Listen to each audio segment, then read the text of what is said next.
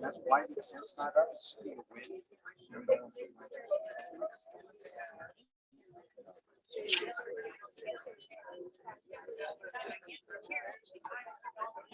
Stops.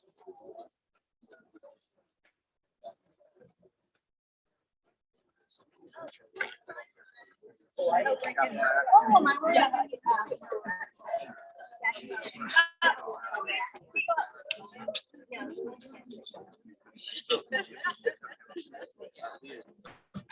On the register stamp?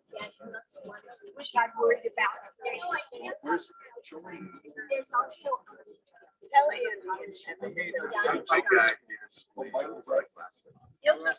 In the back.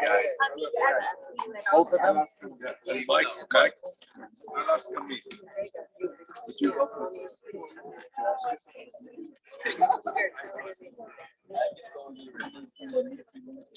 Careful here,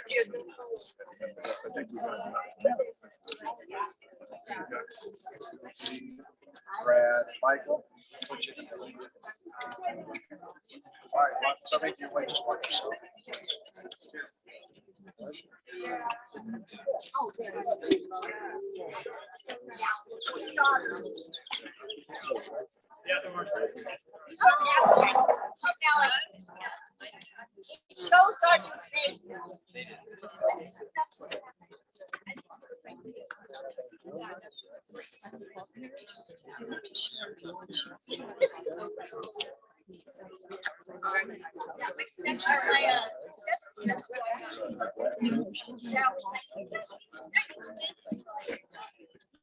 The same year or the same.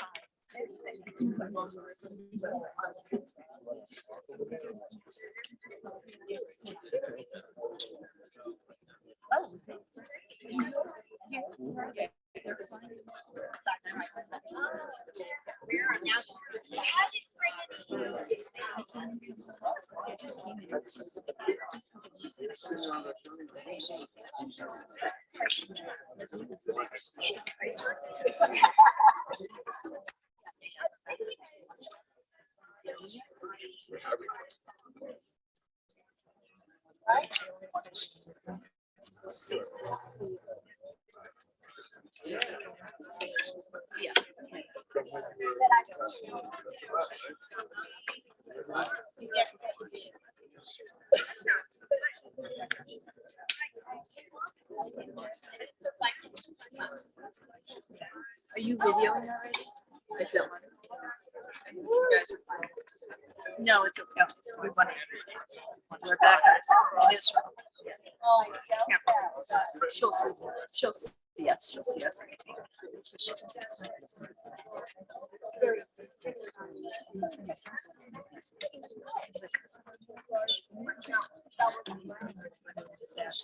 Why she's still here? Oh.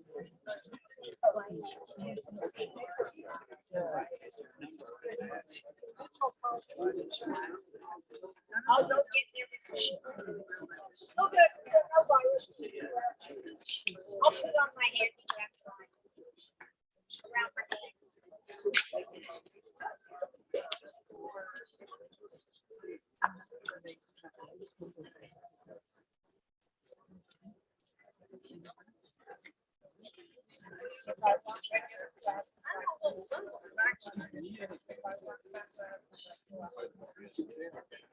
He's not listening.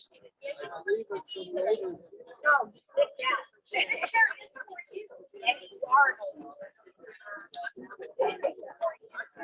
I just have to tell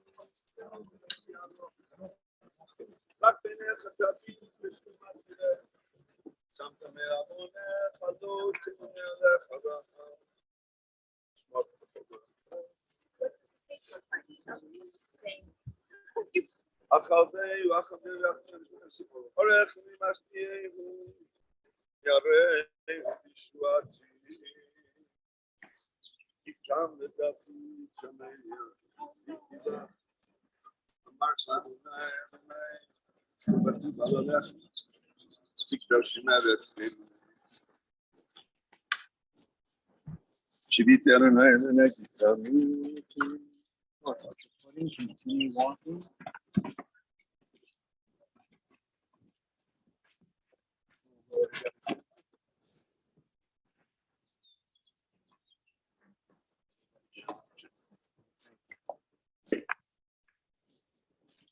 Ladies and gentlemen, if I can remind everyone to please turn off your cell phones for the service. And the family's been seated. We have a few extra chairs. Please don't be bashful if you need to take a seat.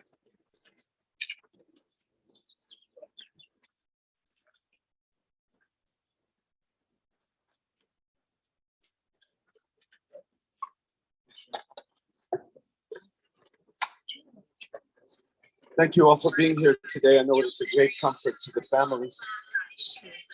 I'd like to begin with just a little bit of Eshet Chayil, the beautiful proverb by King Solomon.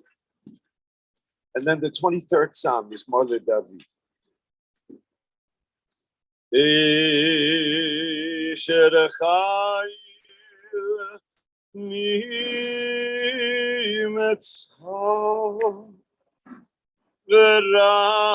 ורחוק מפנים ממך בטח בלבלה ושלל לא יחסר משמאל דוד אדוני רואי לא אחסר בנוטש ירביצני על מי מנוחות ינעלני נפשי ישתובב ינחני במגלי צדק אוי למען שמו גם כי אלך בקיצל מוות לא אירא רע כי אתה עמדי שבטך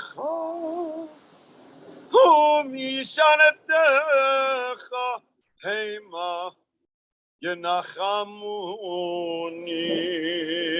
תערוך לפני שולחן נגד סוד תשענת בשמן ראשי כוסי רביה אך טוב החסד ירדפוני כל ימי חיי ושבתי בבית אדוני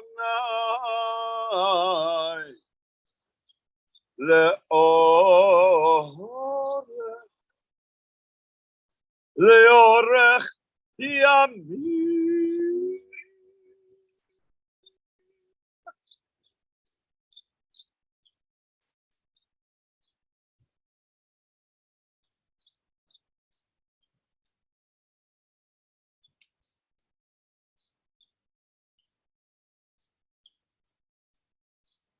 Let us offer the words of Psalm 23, chanted by the cantor just now in Hebrew, in English together. The Lord is my shepherd, I shall not want. He maketh me to lie down in green pastures. He leadeth me beside the still waters. He restoreth my soul. He guideth me in the paths of righteousness for his name's sake. Yea, though I walk through the valley of the shadow of death, I will fear no evil, for thou art with me. Thy rod and thy staff, they comfort me. Thou preparest a table before me in the presence of my enemies. Thou hast anointed my head with oil, my cup runneth over. Surely goodness and mercy shall follow me all the days of my life. I shall dwell in the house of the Lord forever. The mysteries of life and death are beyond human understanding. We are always perplexed and overwhelmed, and pain and anguish befall those whom we love. In sorrow, confronted by death, which has taken Charlene Engleberg from our midst, we feel our own frailty. Like delicate flowers, we flourish but for a day. Eternal God, shepherd of Israel, guide us, your flock, with love and compassion. If in our grief and desolation we stray from you, do not abandon us. Draw us closer. Help those who mourn the loss of Charlene look beyond this moment to realize that death can never destroy the bonds of everlasting love. Sustain them with the knowledge of our faith that you do not abandon souls to the grave, that you do not allow your faithful to suffer oblivion. You, O Lord, have taught us the way of life. Through you, our refuge, we gain eternity. Let us all say, Amen.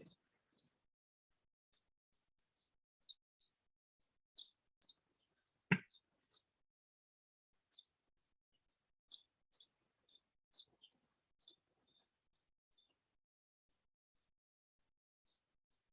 think it's safe to say that none of us expected to be here today. None of us expected in any way to be here to bury Charlene Engleberg, of blessed memory. The news of her death shocked everyone who knew her and who loved her. Her family, sisters Lynn Gutman and Nancy Viskovsky, husband David, children Rachel and Yuval Moskowitz, Rebecca and Jacob Garbali, Leah and Ziv Foreman and Louis and Elise Engelberg, 12 very special grandchildren. All are truly devastated. As her rabbi, or at least one of them, I am also deeply saddened over the loss of a very special lady. Others who knew her, even those who knew how sick she was, are simply bewildered at how this could have happened. Charlene, we thought, was the cat with 9 lives. We always assumed that she would simply bounce back from this health challenge, just as she had with other health challenges. And as many of us know, she had had more than her fair share of them. But such was not the case this time. The illness against which she fought this time was just a little too much. I believe God above, knowing what might lie ahead for her, decided that it was enough trial and tribulation and said, it's time to bring her home. And so this past Shabbat, Charlene's soul left her body. And her 73 years on this earth came to an end. Her death shakes our faith and raises many questions. I will admit, I do not have the answers to those questions, and no one really does. And that's one of the reasons we have such a hole in our hearts today. One might say Charlene's death answers one of the most pressing of all questions. That is life fair? We might be tempted to say that, at least from our finite human perspective, the answer seems to be no. Life is not always fair, and we would look for proof to Charlene. Fact is, the sages in the Talmud discuss this and have come up with many different ways to deal with this question. One of them is Olam Holech Keminhago. The world has a natural order on its own. And sometimes people get truly sick, too sick to get better. And nothing that anyone, nothing even that God does, changes that. In a few minutes, we're going to hear from Charlene's children, their spokesperson, Louis. And they're going to collectively offer a touching and poignant portrait of their beloved mother, highlighting the wide-ranging and sometimes surprising roles that she played in their lives. But first, as a rabbi, I'd like to offer my personal perspective. As mentioned, Charlene passed away on Shabbat. When I arrived for services this past Saturday morning, I already knew that she had died. David and I had talked throughout the week. I visited her on Tuesday because of something David had said. And when David and I talked on Friday, he wondered what was going to happen. He indicated that the hour was getting near. And I just said, look, I'm not going to answer my phone on Shabbat, but if I see that a phone call has come in and your name is next to the phone call, I'm going to know that Charlene had died. Please do not call me for any other reason, but if I see, and that's what happened. 3:15 in the morning, my phone rang, and I saw that it was David, and I knew. We read the Torah portion that morning of Baha'alotecha. And as I was sitting there during the reading of the Torah portion, I couldn't help but think of Charlene. And I want to tell you why. The Torah portion describes the beginning of a steady but precipitous decline in the Israelite nation as they were winding their way to enter the promised land. A series of missteps occurred, which ultimately delayed the plan to enter the land for another 38 years, a total of 40 years of wandering in the desert. One of those missteps is introduced with the words, Vayihi ha'am kimit onanim. The people were taken to complaining. They were complaining about everything. Nothing was good. Not the manna, which was delivered to them every morning by God, not the leadership, not the decisions that were being made. They were complaining. Those of us who live in the modern Jewish world know that it's one of our beloved pastimes, is to complain. The Jews in the desert were not the first to complain, but first to be labeled complainers. Charlene was not a complainer. And I couldn't help but think that if she had been there, she would have done her best to do what I have learned she always tried to do, to remain calm and to try to influence others to become a little calmer, a little more even keeled, and not respond so aggressively simply because things are not quite going your way. When I had the chance to visit her that Tuesday, I had been prepared to have one of those really difficult conversations about end-of-life issues and what Judaism has to say about life at the end in this world and life as it begins in the world to come. I didn't have a chance to have that conversation because Charlene only wanted to know how I was. She had heard that I had not been well a couple weeks earlier. I'm not sure how she knew that, but she did. And she wanted me to assure her that I was okay. And once that happened, she seemed okay as well. But before this episode of complaining was highlighted in the Torah portion, the very title of the Torah portion also speaks to Charlene. The Ha'alotecha et Hanerot. It's talking about the high priests lighting the menorah in the Mishkan and then the Beit HaMikdash every evening. But the word Bahalotecha doesn't just mean to light the candle. It means to raise the candle. One of the jobs of the Kohanim was to be sure that the wick was upright, that the wick could stand on its own, that the wick would remain lit on its own, and the flame would go forth on its own without any chance of it going out. Ner Elohim Nishmat Adam. The soul is often called the flame of God. Charlene was, in so many ways, a candle.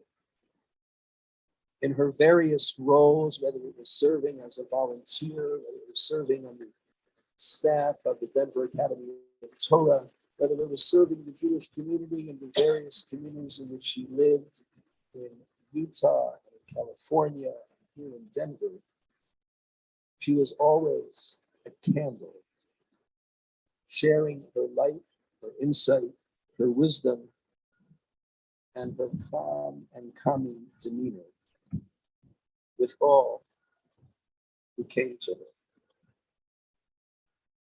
If you were in her presence, you knew it, not because she was flashy or not because she tried to draw attention to herself, but because of the quiet wisdom that emanated from her.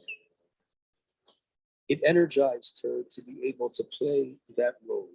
Just as a candle's intensity is increased when it moves to light another candle.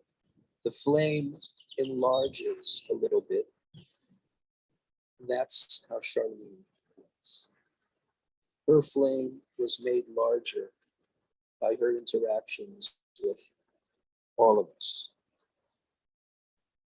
This was most especially true within the confines of her immediate family. Because she was so quiet elsewhere, she loomed large within the Engleberg family. And I'd like you all to give your attention to her three children who are here. Leah, Rachel, and Lewis.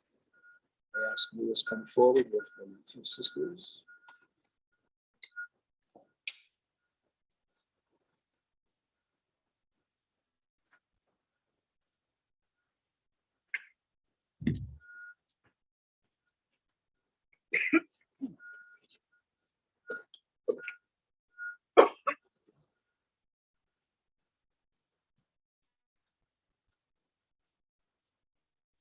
I stand here with two of my three sisters. We'd like to acknowledge our sister Rebecca, who lives in Israel, is unable to attend today. But Reb, we are thinking of you and we love you. For Char's 70th birthday, 3 years ago, the family made her a book filled with letters we had written to her to celebrate this milestone. I would like to read excerpts from some of those letters. From my father, David. Dear Charlene, you are about to reach a milestone, 70 years and counting. Many people equate a successful life by the number, behavior, and comportment of their children. In this respect, you have led an exemplar life. I gave you, as it turns out, 4 wonderful children. It was a little rocky for a few years, but they all turned out well. They are in stable relationships and seem to quite enjoy their respective spouses.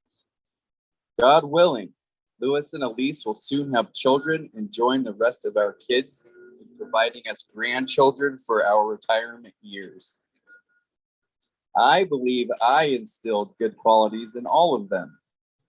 They are honest, trustworthy, accomplished, helpful, generous, caring, and fun to be around. They are all Jewish and all live varying degrees of observance. I have many friends who confess their envy to me about how our children all live Jewish lives. I know you are very proud of all of our kids and enjoy each and every grandchild. We have talked about spending more time in Israel so we can get to know the kids there much better. In the next several years, I hope we can both travel there much more often. I hope you have many more opportunities to travel to different places. These golden years should be spent enjoying yourself, your children, and your grandchildren. Great-grandchildren, perhaps? You may live to see them. I doubt I will. It's been a blast. Love, David.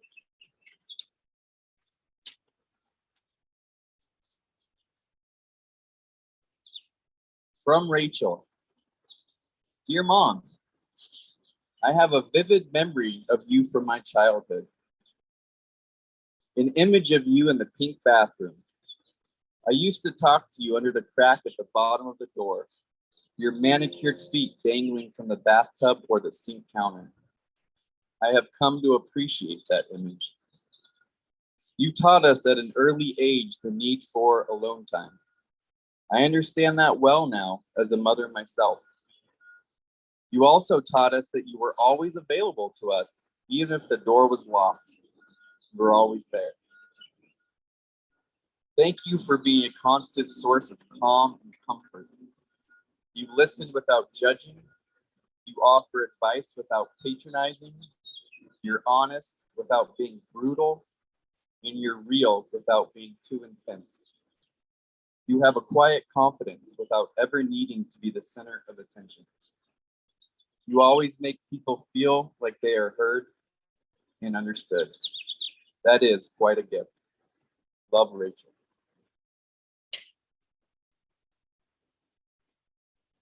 From Rebecca. Now that I have 4 kids of my own, I can better understand the trials and tribulations, joy and laughter, frustration and near insanity, pleasure and pride that comprise and define parenthood. As a mother, I am constantly aware of how we repeat and mimic the ways in which we were raised and by whom we were raised, for better and for worse, of course.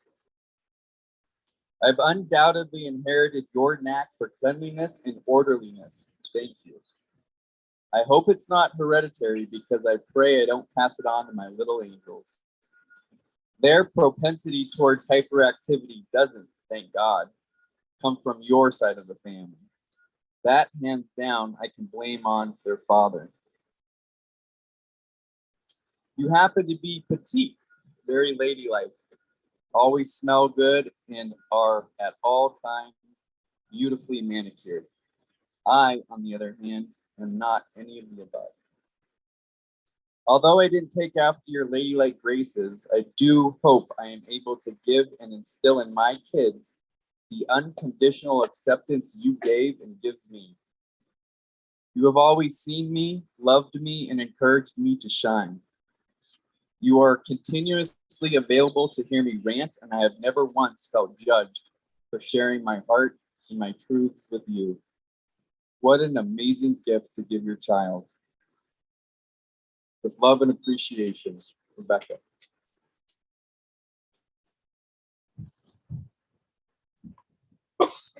From Leah. Dear Mom,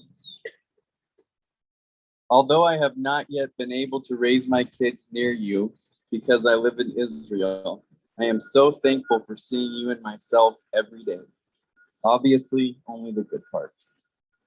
You have always been open to anything and anyone. I have always admired your ability to listen to anyone, read anyone, and accept anyone. Your unconditional support and acceptance magnetizes people towards you, and your calmness is contagious, which I was so fortunate to feel throughout my entire life.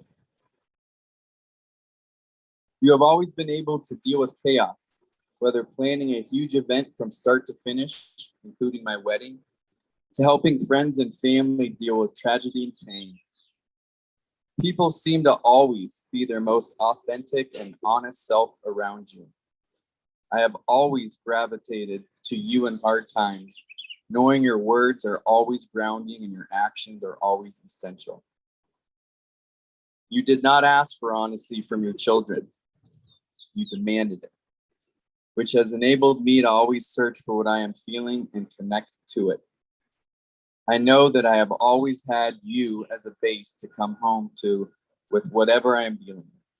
So, thank you for giving me so much power and strength to always search for my potential to love, to nurse, to mother, and to accept unconditionally. Wishing you many more years of courage and love. Love, Leah.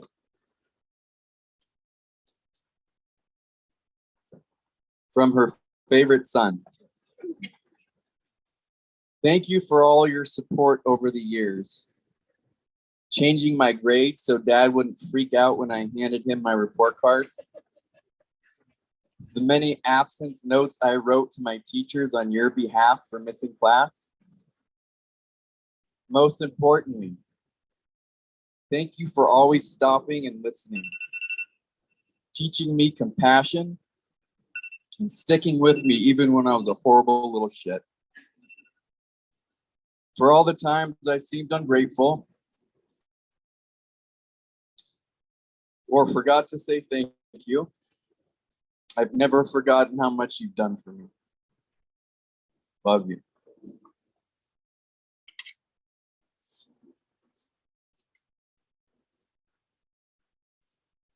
Moving on from the letters. Fastidious is how she described herself to us at the hospital near the end, as she was making sure we knew what tasks she didn't get a chance to finish, like paying some bills and watering her plants. I am fastidious that way, she said with a wink and a smile, and she was, with everything. Maybe too fastidious. You may remember that there was always a room in the Engleberg house you weren't allowed to walk in, lest you ruin the lines in the carpet. I would get up in the morning, and by the time I got done showering, my clothes were picked up off the floor and in the wash, and the bed was made. She was always doing dishes. She couldn't stand dirty dishes. You would make a cup of coffee, and if you put it on the counter for just a split second, it was already in the dishwasher. We would often call her to ask her advice about some ailment or issue. And she always seemed to know what was wrong and how to fix it. I should have been a doctor, she would say after correctly diagnosing the issue. She could have been many things. In her next life, perhaps she'll be a writer. She was gifted with words, as you know, if you were one of her words with friends, or if you ever witnessed her filling out the crossword puzzle on a Sunday morning in her bathrobe, on the phone with our dad helping him. He would argue it was the other way around.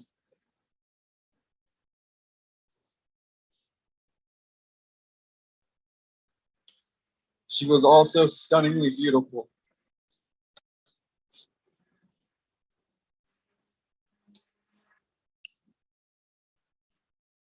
We often look at pictures of her when she was younger. Her long red hair and beautiful skin. She was stunning. And she always smelled good. Everyone recognized the scent of her perfume. The last 3 weeks have been a roller coaster. We are all shocked and devastated. She told us that she knew in her heart of hearts that she was in trouble. After she was told that the treatment was not working, she declined further medical care. In her final moments, her sense of humor shined, and she was strong for us. She was the bravest person we knew, and her strength brings us comfort.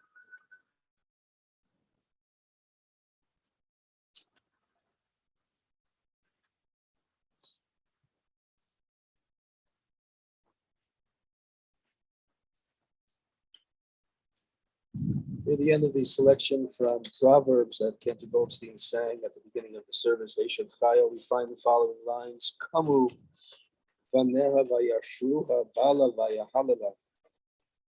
Her children rise up to praise her. They say, Rabot banot asu chayil. Many have done well. Viat alit al kulana. But you have done better than all of them. Before we move to the conclusion of our service and laying Charlene to rest, I feel as if I've attended way too many funerals in the past few weeks. And something struck me that I have said before. I'm just going to summarize it because it was clear from listening to the family yesterday and from hearing their very, very beautiful and well-composed words today, that this assessment by one of the great sages of our day, Tyler Perry, is actually correct. He talks about classifying people in terms of different parts of trees. He says there are leaf people, there are branch people. Each of those things has their strength, and each of those things has their shortcomings. And he says even with the shortcomings, you can't hold it against them. It's simply the way that they are. But then he concludes by saying, if you can find people in your life who are like the roots of a tree, then you have found something truly special. The roots of a tree are hard to find because they're not really trying to be seen. Their only job is to hold you up and help you live a strong and healthy life. If you do that, and if you thrive, they are happy. They stay low key and don't let the world know they're there. If you go through a storm, when leaves and branches might break off or fall off, they will be there to hold you up because that's their job. They're there to hold you up and to nourish you, to feed you, and to water you. Just as a tree has many limbs and many leaves, but few roots, so are human beings. We should look at our own lives as we think of Charlene's. How many leaves, branches, and roots do we have in our lives? What are we in other people's lives?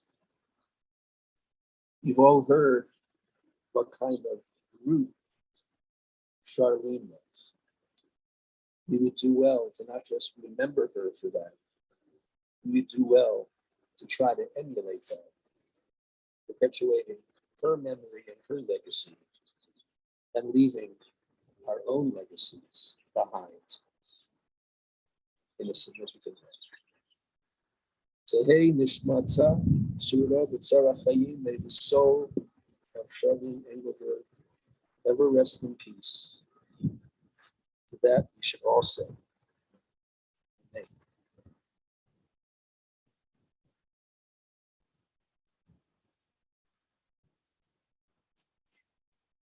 We're going to lower the casket now.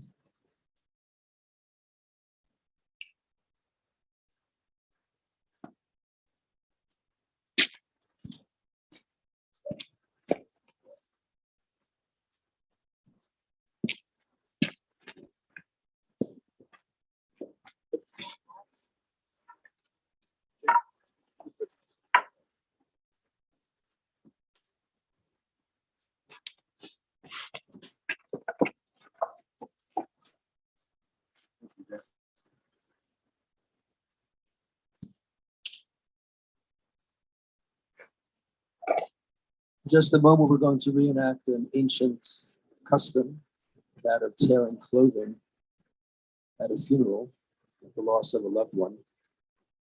In the ancient days, people didn't have multiple sets of clothing. Wardrobes was not exactly a priority. So cutting a piece of clothing was a significant investment, not only financially, but emotionally as well. Many in the Jewish world today still do indeed cut a piece of clothing. Some opt to symbolically accomplish that with the tearing of a ribbon added to their own clothing. We're going to give a chance for the family to do that. And then after that, I'll place some earth for Charlene's resting place, and then others will be able to come forward as well to participate in that very special mitzvah. When it's a parent who passes away, we tear the clothing on the left side, right over the body. For anyone else who's mourning, it's placed on the right side. When the ribbons are placed, the family will be asked to rise. We're going to make a blessing, and everybody will answer a name to the blessing. The blessing speaks of our belief that none of this is random, that somewhere in the scheme of things, there is a rhyme and a reason offered by God for what has happened and what will happen. And that belief, as difficult as it may be for us right now, is one of those beliefs that has become part of our DNA and has kept the Jewish people alive and together, always thinking of the future, even as the past seems to be crumbling in front of them.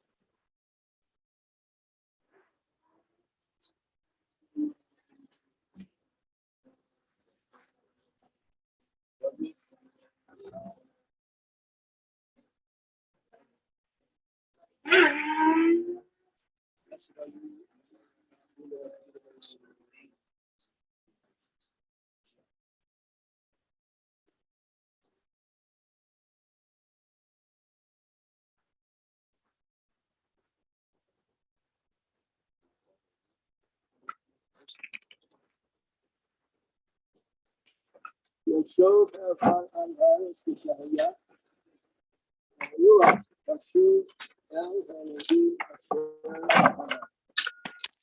thus as it was. Spirit returned God who gave it.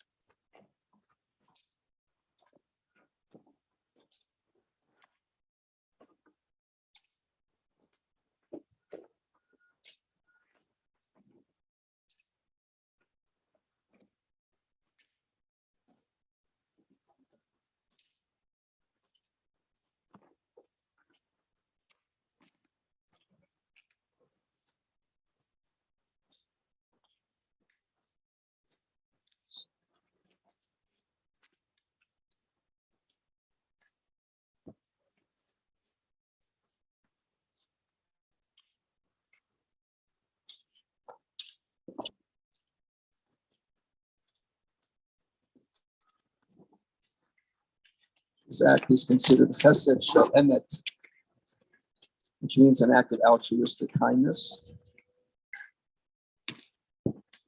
We have no expectation that Charlene is going to do this for us.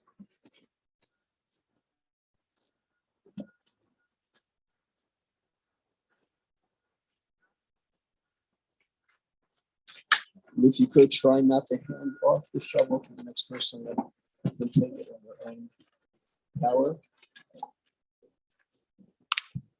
Anyone who wishes may come forward.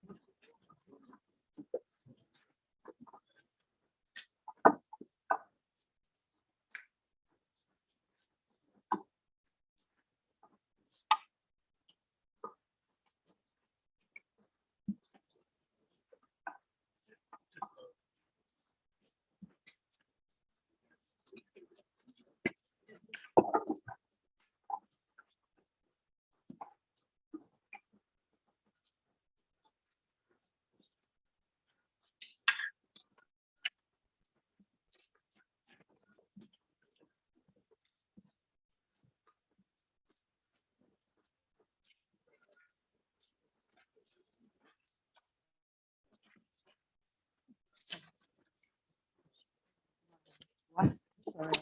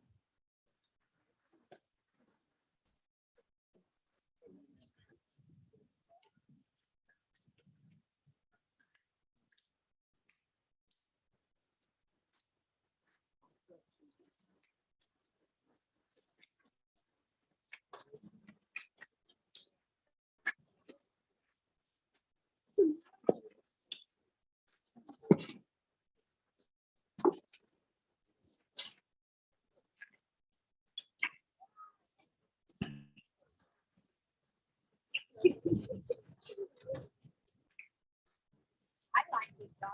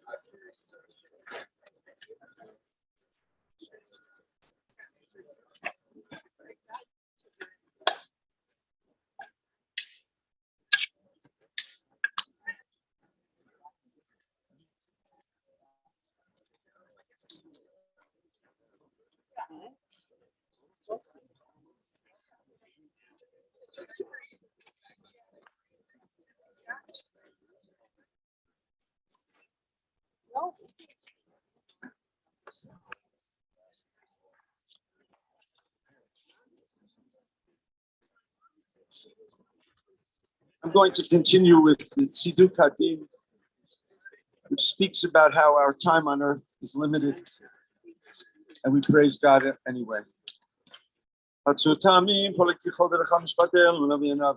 Tzaddik v'yashar hu atzutami b'chol po'am miyomar lo ma tifa hashadit v'matzav mamet mechayem u'v'sha'ol v'ya'al atzutami b'chol ma'aseh miyomar lo ma taseh האומר ויעשה חסד חינם לנו תעשה בזכות הנקקסה הקשיבה ויעשה צדיק בכל דרכיו עצות תמים ערך הבאים מלא רחמים חמל וחוס נלבות ובנים כי לך אדון הסליחות ורחמים אדם אם בן שנה יהיה או 1000 שנים יחיה מה יתרונו כי לא יהיה ברוך דיין האמת ממית ומחיה יהדנו אדוני כי צדק משפטיך תצדק בדבריך ותזכה בשופטיך והן נהרך מידת שופטיך צדיק אתה אדוני בישר משפטיך גדול העץ ורב עליליה אשר עיניך פקוחות על כל דרכי בני אדם לתת לאיש כדרכיו וכפרים עליו להגיד כי אשר נצרי בו ולעת בו אדוני נתן ואדוני לקח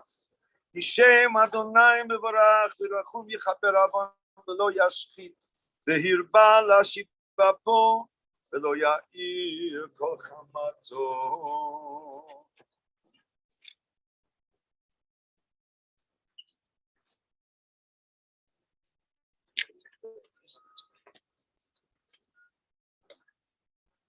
We'll ask Charlene's immediate family to rise at this time for the mourners' Kaddish.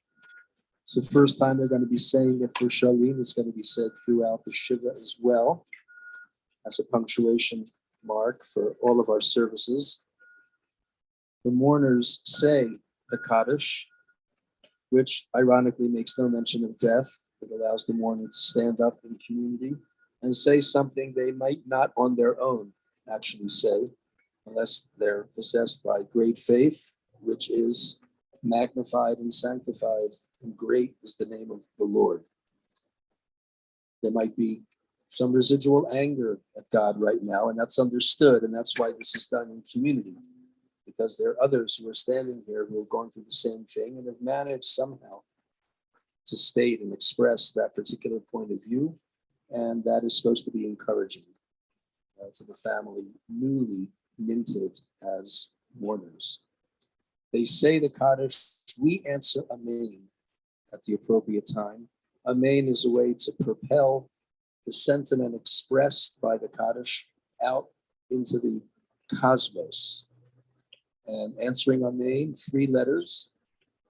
Never underestimate the power of an Amen. It really is something that is amazing.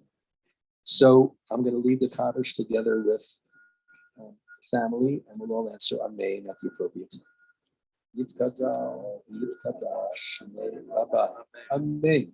Biona, Tivra, Hirutzer, Bianruch, Malchitzer, Vayefer, Israel, Ha'agalah, Israel, Amen. Yehei Shmei Rabba, Yevalach, Yevalam, Elamei, Olmaya. Yitbarach, Yishtabach, Yitba'ar, Yitromam, Yitnaseh, Yitadzar, Yitzalev, Yitzalav, Shmei, the Kudsha, Barich, the Ela, Mikol, Chatzah, Shmata, Tushta, the Lechamata, Ta'amiran, the Allah, the Nalu Amen. Yehei Shema Rabba, Yishmaya, the Chalim Aleinu, the Alkol, Yisrael. Amen. Yosef Shalom b'manav hu ya'aseh shalom. Aleinu v'al kol Yisrael.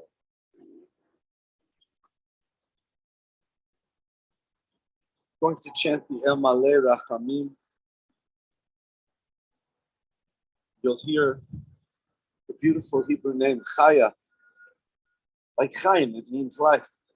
Also means wild animals. So both, right? El Maleh Rachamim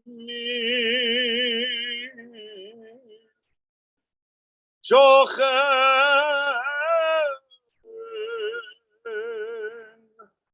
Bameromim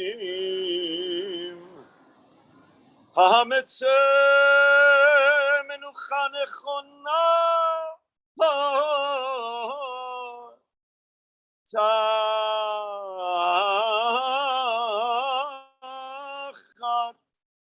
Kanefei Ashechina V'malot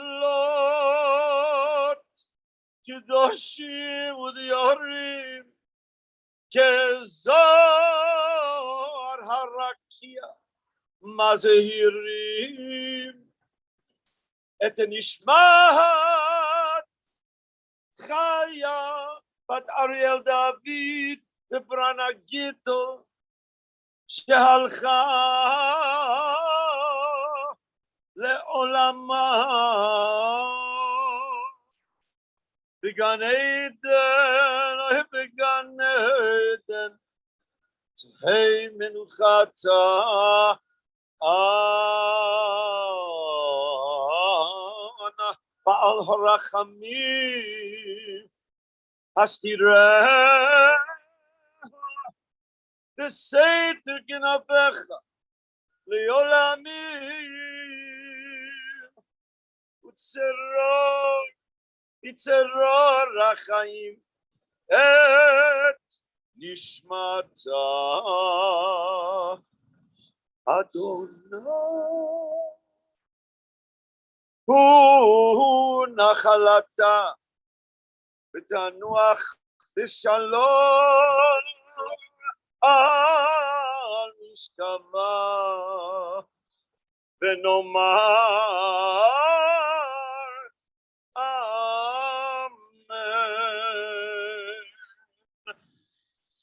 God exalted and full of compassion, grant perfect peace in your sheltering presence among the holy and the pure.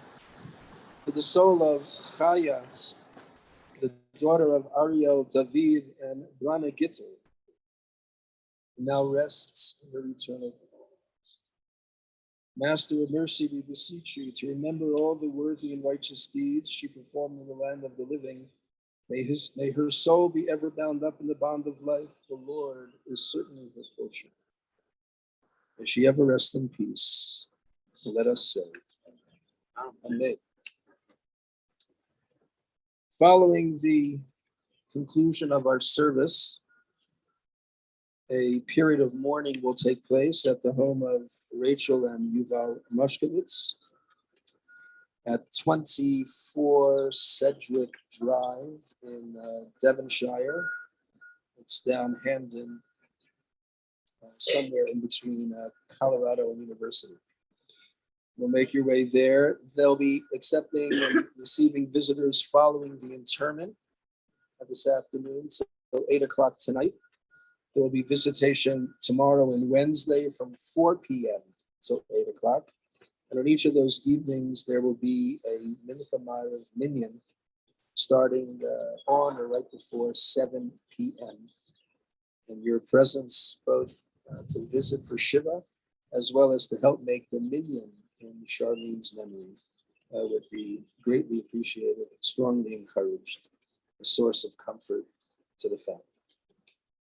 We're going to conclude by asking all those who are not mourning right now to form a double line. Amy is looking in one direction, I'll be looking in the other. The family is going to make their way through the line, and we are going to say words of comfort to them. You're going to repeat these words after me. So feel free to come this way.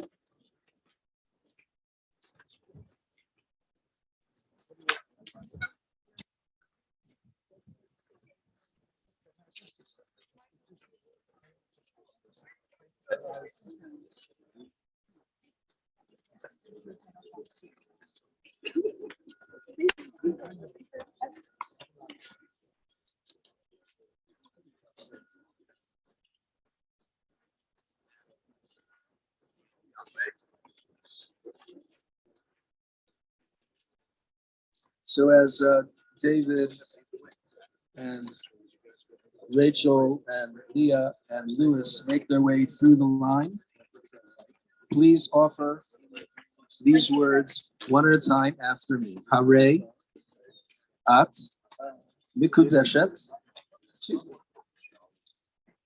I was in a different mindset. Hamakom, menachem, etchem, betoch, sha'ar, avele, Sion, Yerushalayim. Now in English, may God comfort you among all who mourn in Zion and for Jerusalem. And we all say, Amen. This concludes our service, and you may return to your car.